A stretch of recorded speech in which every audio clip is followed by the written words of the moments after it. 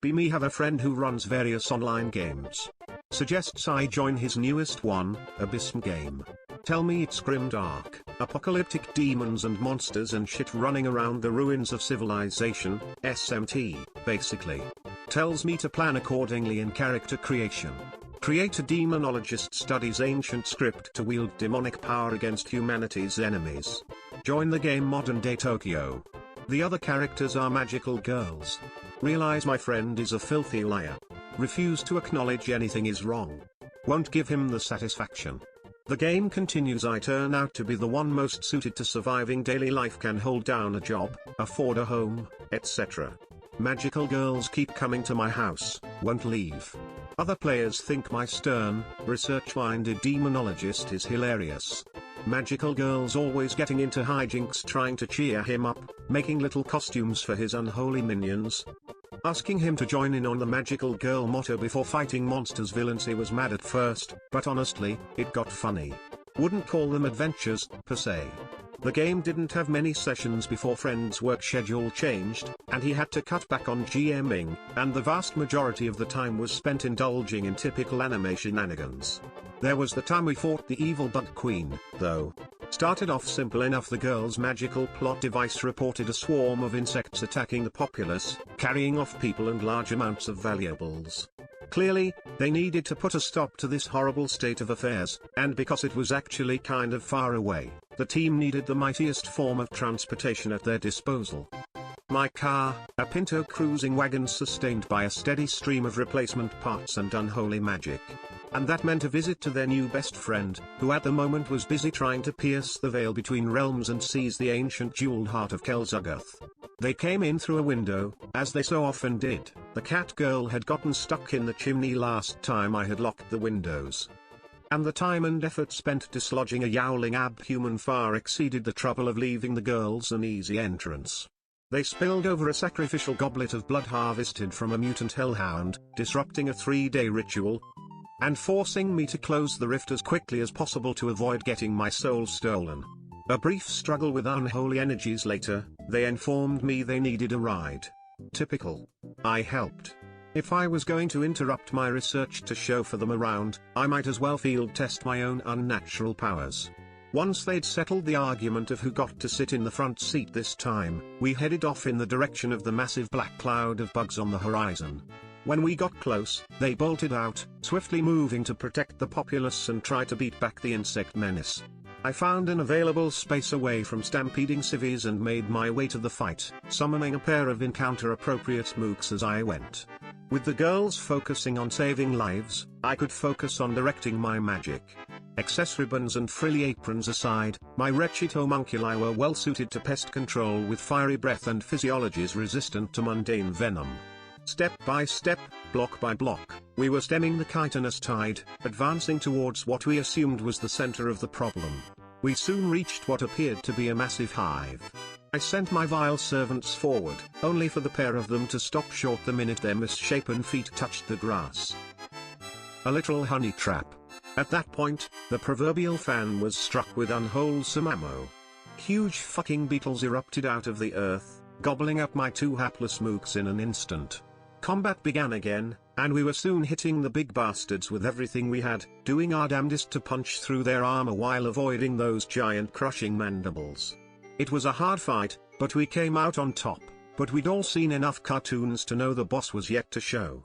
Sure enough, we were greeted by the classic ho-ho-ho-ho-ho of an evil villainess. The hive erupted in a fountain of bugs, and from them sprang a mishmash of woman and insect. She commended us on making it as far as we had. Few humanoids could handle even the smallest of swarms, but we were quite deluded if we believed we could oppose her. We should simply surrender ourselves, she might feel a twinge of mercy, etc. Etc. You know, usual villain stuff.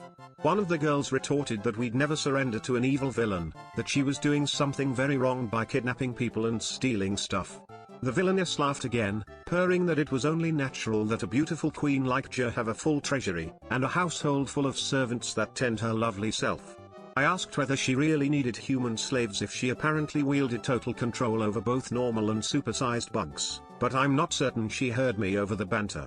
The conversation ran its usual course, culminating in the Insect Queen's decision to destroy all of us. The superpower pleasantries out of the way, it was time for the team fight, which meant it was time for the team motto. Catgirl, love.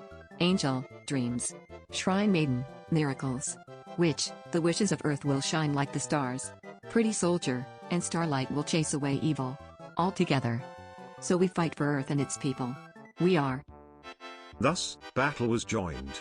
The fight itself was what the great Jim Ross might have called a slobber knocker. That buggy bitch hit like a tank, and catching her with our own attacks was tricky, to say the least. And even a heavy hitter like the Angel didn't seem to stagger her much. I was rapidly burning through my list of summons, some used to attack, others yanked out of the ether as a last-second shield. My bigger power required incantations, and time was something I was most certainly not getting. At the rate we were going, the odds of victory got slimmer and slimmer for the forces of good and happiness, and their driver. As we neared defeat, the Shrine Maiden called to me, asking if I had any kind of magic that could turn the tide. I explained my situation. I needed a moment without distraction to summon the requisite dark energy, or my spell would have all the weight and destructive power of an anemic church mouse. She asked again. I just needed a lot of dark energy, and I can do the spell? Yes, I replied, but that takes not like there's a gaping hole in reality down the street I can pull my mojo out of. After a brief moment, the girls turned to me, and announced their brilliant play. They were going to run away for a minute, and they'd need me to keep the razor-edged Death Queen busy. Typical. What followed was quite a few rounds of me and whatever minion I could pull out of my sleeve getting shit stomped by the boss.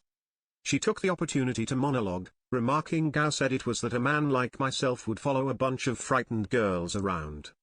How I would have made a much better servant for a powerful woman like herself, etc., usual spirit-breaking stuff. I ignored it. I had lost control of my life a long while ago, and insinuating that I was a pervert could hardly even make me blink anymore. Still, I couldn't help but wonder if this was my fate, to be murdered by a narcissistic bug person for driving 5 goody vigilantes to work. The Insect Queen pulled back, ready to finish me with a single, powerful strike. And got his in the face with a flying car. A Pinto cruising wagon, to be precise. As it turned out, the girls had gone searching for the single biggest pocket of dark energy in the city. Which just so happened to be my personal vehicle.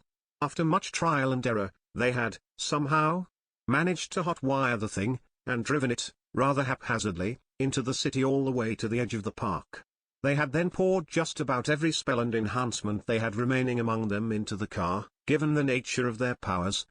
It was a bit like adding a time-release cesium capsule to a bathtub. Their magic bomb thus primed, they had used their combined physical strength and magical prowess to chuck that mother straight at the Insect Queen's ugly face. When the smoke cleared, I was remarkably alive. The Insect Queen, remarkably less than Alice. With their leader dead, the bugs seemed to go into a panic and die, leaving us in an eldritchly scorched park filled with mountains of dead bugs and some very confused, and badly stung, people. The girls immediately crowded around me, asking if I was okay, and they were really sorry about the car, but I had mentioned the car used my unholy power to keep running, but we had won. Wasn't that great? And they were really sorry about leaving me to fight her on my own, but I was okay, right? It hadn't been a great day. I known it wouldn't be from the moment I nearly got my soul stolen. But I was alive. I was in one piece. I was still sane.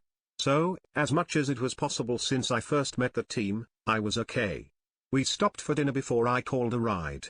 One of them ate too much and threw up in the cab. Typical.